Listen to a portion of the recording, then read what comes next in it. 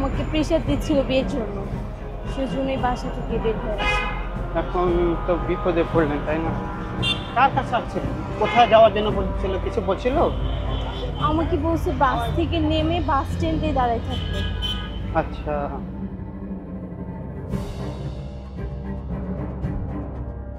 পড়াশোনা কতটুকু করেছেন? আমি এবার এইচএসসি দিলাম।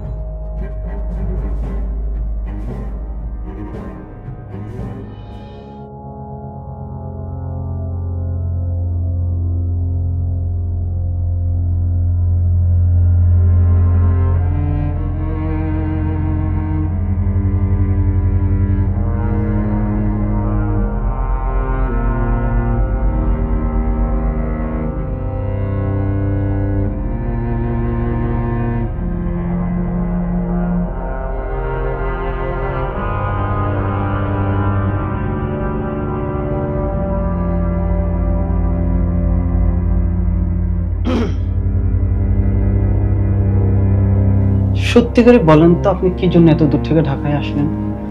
অ্যাকচুয়ালি ভাইয়া, আমি যখন গ্রামে ছিলাম তখন ঢাকার একটা ছেলের সাথে আমার ফোনে কথা হতো।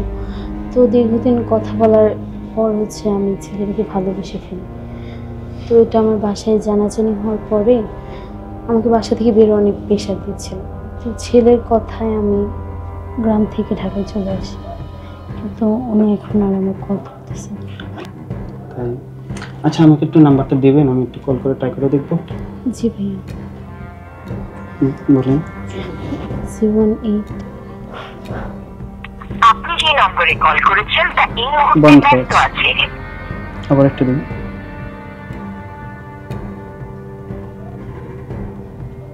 পাচ্ছি না। আসলে এইভাবে যে চলে আসছেন, ভয় লাগছে না? এত বড় একটা শহরে যদি কোনো খারাপ লোকের হাতে পড়ে যেতেন, কি হতো তখন? বুঝতে পারতেছি বিষয়টা। আপনি যার জন্য আসলেন আজকে, সেই আপনাকে রেখে চলে গেল।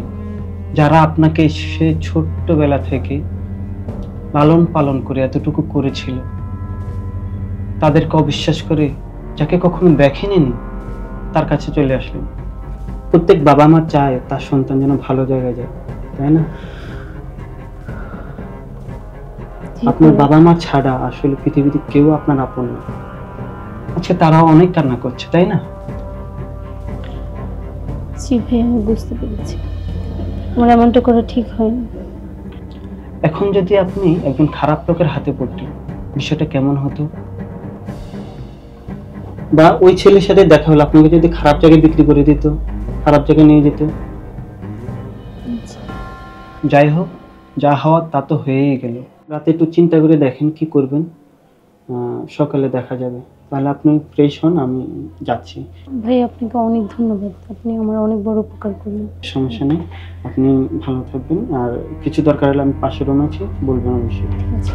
ঠিক আছে।